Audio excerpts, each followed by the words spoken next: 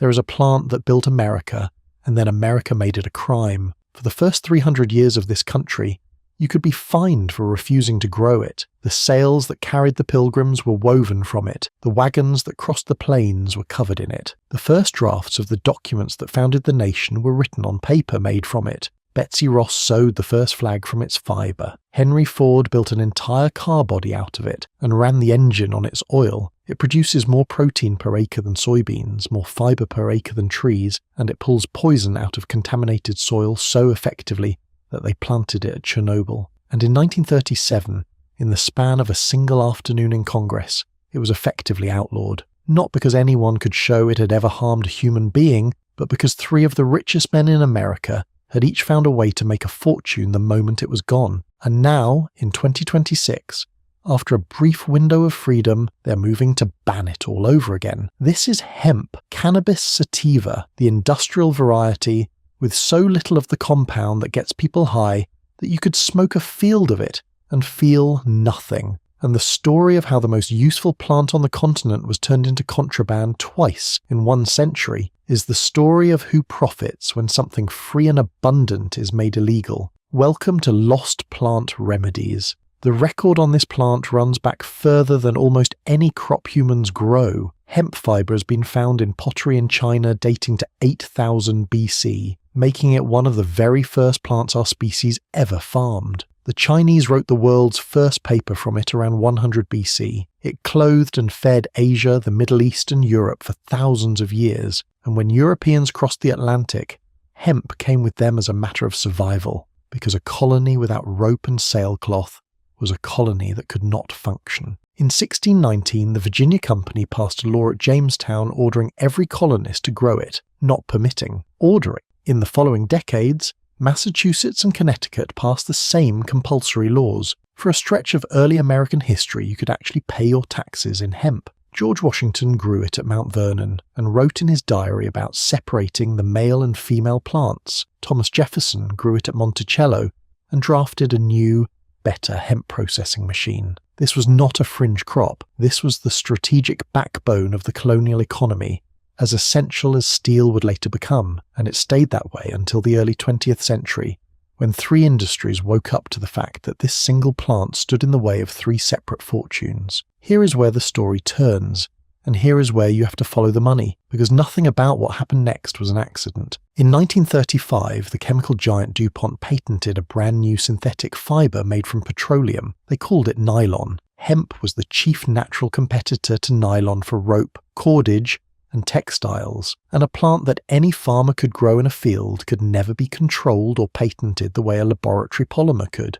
At the very same moment, the newspaper Baron William Randolph Hearst, who owned vast timber holdings to feed his paper mills, was facing a new threat, because a recently invented machine called the decorticator suddenly made hemp paper cheap and scalable, and hemp paper would have destroyed the value of his forests. And tying it all together was a man named Andrew Mellon, one of the wealthiest men in America, the Secretary of the Treasury, and the chief financial backer of DuPont. Mellon appointed a man named Harry Anslinger to run the new Federal Bureau of Narcotics. Anslinger was married to Mellon's niece. What followed was one of the most effective propaganda campaigns in American history. Anslinger and the Hearst newspapers began running lurid, racist stories about marijuana driving people to murder and madness, using a Mexican slang word, marijuana, precisely so that the public would not realize the demon weed in the headlines was the same hemp their grandfathers had been ordered to grow. In 1937, Congress passed the Marijuana Tax Act, written largely in secret, debated for barely half an hour. The American Medical Association sent a representative to object, to point out that this marijuana was industrial hemp and a known medicine, and he was brushed aside. The tax and the paperwork were so punishing that growing hemp became practically impossible overnight. 1 year later, in 1938, Popular Mechanics magazine, which had gone to print before the ban, ran a now famous article calling hemp the new billion-dollar crop, listing the 25,000 products that could be made from it. That billion-dollar crop was already illegal by the time the issue hit the newsstands. The plant did not become dangerous. 3 men simply found it more profitable dead than alive. The science of what we threw away is staggering, and it is the reason the plant keeps trying to come back. The seed is one of the most complete plant foods on Earth, more than 30% protein, containing all 9 essential amino acids in a near-perfect 3-to-1 ratio of omega-6 to omega-3 fatty acids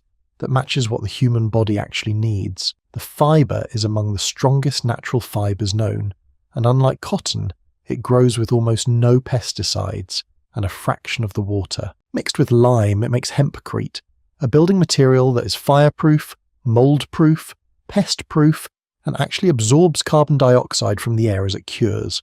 And the plant is such a powerful tool for cleaning contaminated land, drawing heavy metals and radiation out of the soil through its roots, that scientists planted it in the fields around the Chernobyl nuclear disaster to pull the poison from the ground. A single plant that feeds you, clothes you, houses you, and heals the earth. And we made it a crime to put a seed in the dirt. The rest of the world never fully surrendered it. China never stopped growing hemp, and today produces the majority of the world's supply. France grew it continuously straight through the 20th century for specialty papers, which is why the thin paper in your Bible and in cigarette rolling papers is often hemp to this day. Russia, Eastern Europe, and much of Asia simply kept farming the plant that the United States had criminalized, while America imported the very fiber it had outlawed its own farmers from growing. For 80 years it stayed in the dark. Then, in 2018, a federal farm bill finally distinguished industrial hemp from its psychoactive cousin and made it legal to grow again. And for the first time in a lifetime, American farmers put hemp back in the ground. A whole new industry sprang up almost overnight, and that brings us to right now, to 2026, because that window is closing. A federal ban is moving through Washington that would once again outlaw a huge swathe of the hemp industry, slipped into legislation with the same quiet, last-minute maneuvering that killed it the first time in 1937. The names of the industries have changed. The mechanism has not. Once again, a plant that is too useful, too cheap, and too free to be controlled is being legislated back into the shadows, and once again, most people will never be told why. So let me tell you what you can still do, while you can. Industrial hemp seed, sold as hemp hearts, is legal, cheap, and in every grocery store, and it is one of the best foods you can add to your day. 3 tablespoons stirred into oatmeal, yogurt, or a smoothie delivers around 10 grams of complete protein, along with that ideal omega ratio, with a mild, pleasant, nutty taste. Hemp seed oil, kept in the fridge because it is delicate, is a finishing oil for salads and not for cooking, and it carries the same fatty acid profile. If you have land and your state still allows it, growing a small plot of fiber or grain hemp is one of the most rewarding and low-maintenance crops there is, asking for little water and almost no chemicals. And if you want to understand what is being taken, look into hempcrete and hemp textiles before the window narrows again, because the knowledge of how to use this plant is exactly what the bans are designed to make you forget. One honest note, because clarity matters here more than anywhere. Industrial hemp is not marijuana. It will not get you high. It is a different use of the same species bred for fiber and seed, and the food and oil made from it are simply nutritious food. The legal status of hemp products, especially anything extracted, is changing fast in 2026 and varies by state. So check your own state's current law, because the very point of this story is that the rules are being rewritten as we speak. So think about what has actually been done twice in 100 years. The chemical industry does not want you to know that a plant grows the fiber their patented synthetics were built to replace. The timber industry does not want you to know it makes better paper than their forests. They will not tell you that early America ordered farmers to grow it. They will not tell you that the men who banned it owned the industries it threatened. They will not tell you that Popular Mechanics called it $1 billion crop the same year they killed it. They will not tell you it cleaned the soil at Chernobyl. They will not tell you any of it, because there has never been any profit in a plant that does everything and cannot be owned. But the plant does not need their permission, and neither do you. It is not contraband. It is the idea that the most useful things on earth are often the ones that grow for free, that the knowledge of them belongs to everyone, and that no law written in secret by men protecting their fortunes can change what a seed in the ground actually is. Every person who learns what this plant was and what it could be again is one more person who cannot be lied to twice.